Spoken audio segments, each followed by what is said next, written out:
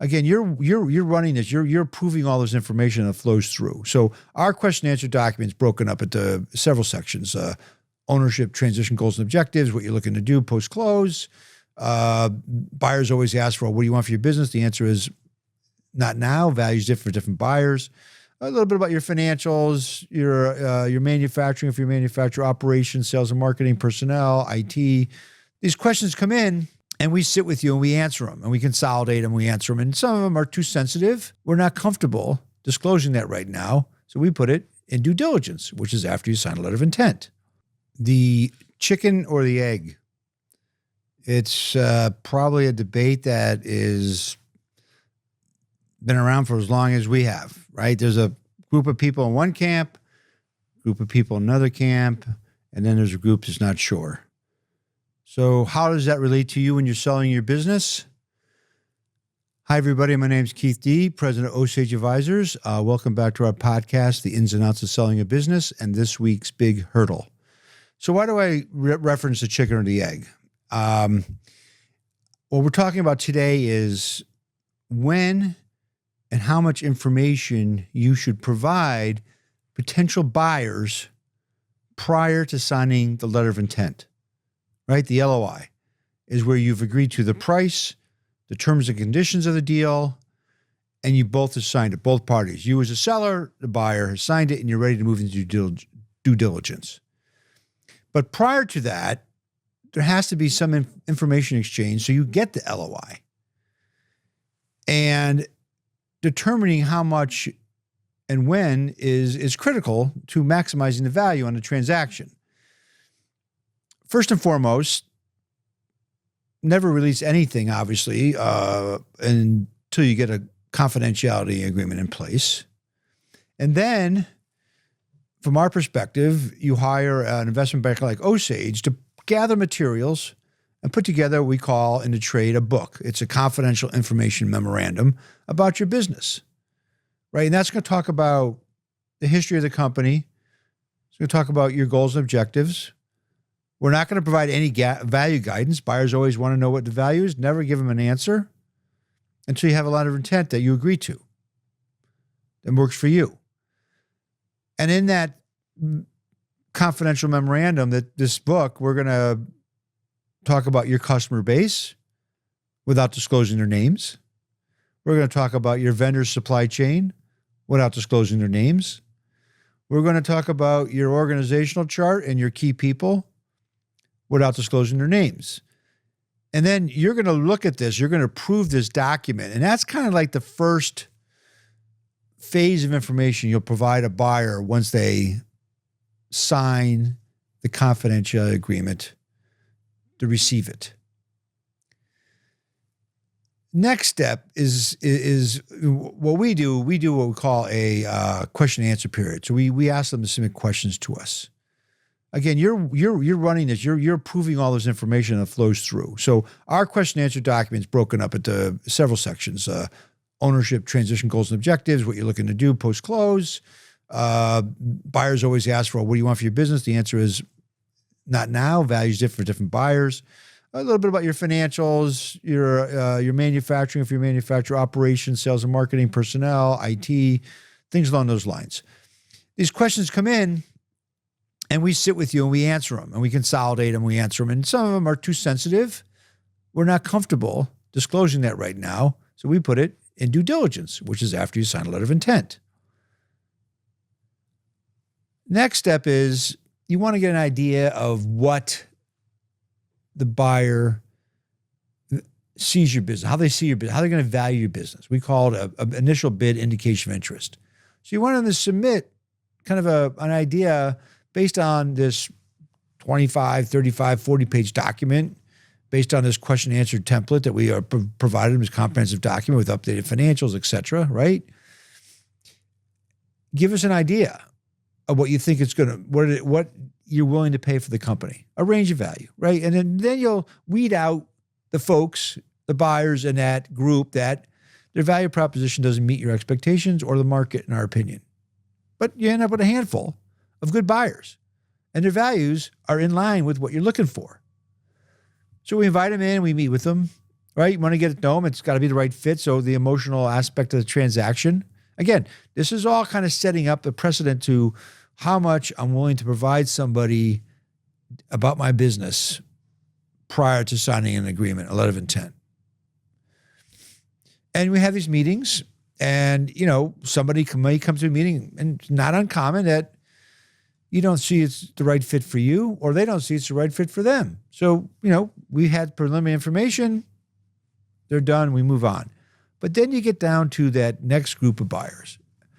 And what we're seeing in today's market, and this is some of the reason I want to have this little discussion today, is they're asking for some very detailed information about your business before they sign a letter of intent. A lot of these firms out there are what I would call, data junkies. They want to see details. The financials we put into SIM, this book, are high-level financials that you're kind of you would see in the reviewed financial, audited financials that your accountant prepares for you, right?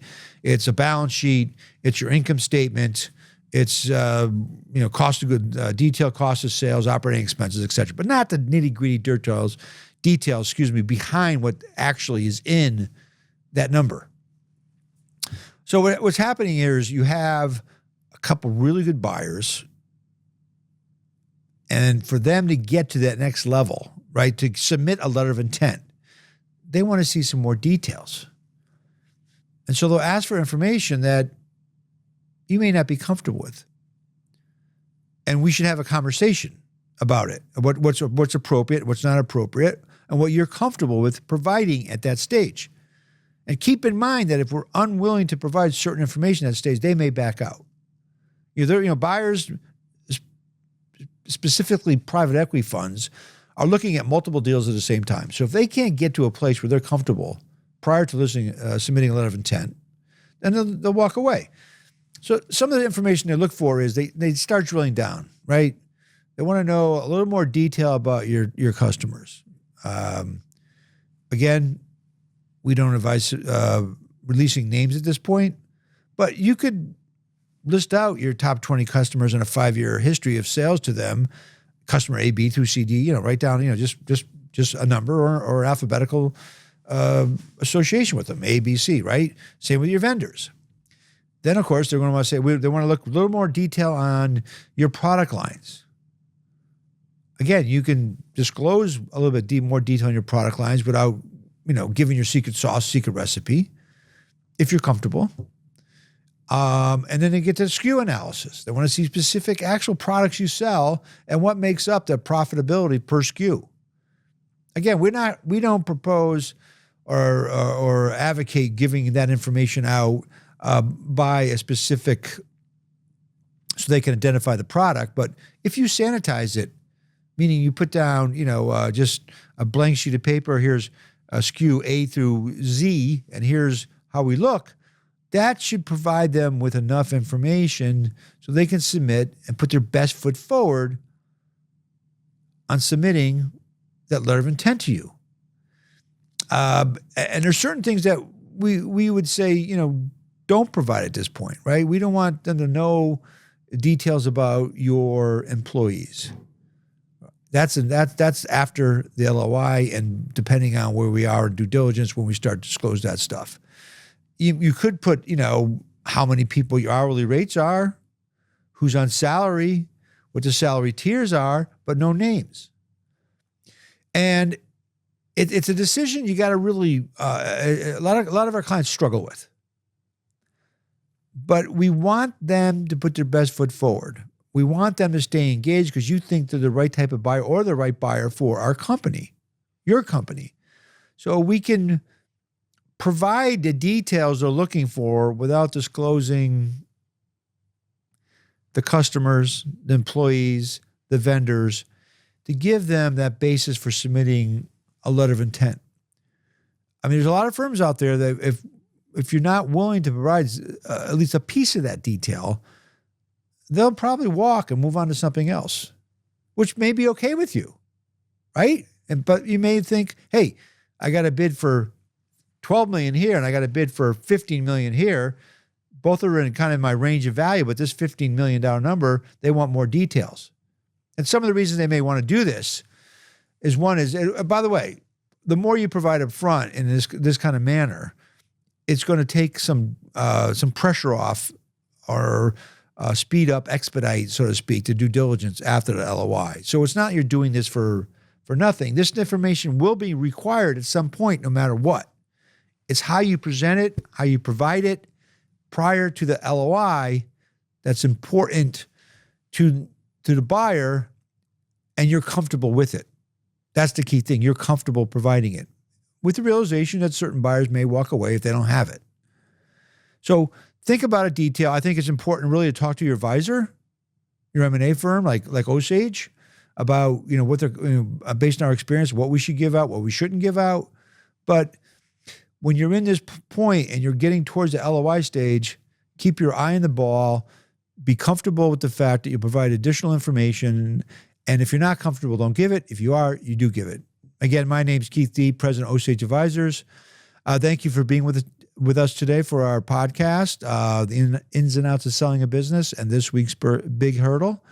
If you enjoyed it, please feel free to subscribe to our YouTube channel. To learn more about Osage, you can visit our website at osageadvisors.com. Have any questions, feel free to email me at kdee@osageadvisors.com or pick up the phone and give me a call at 860-767-3273, extension 1001. Thanks again. Have a great day.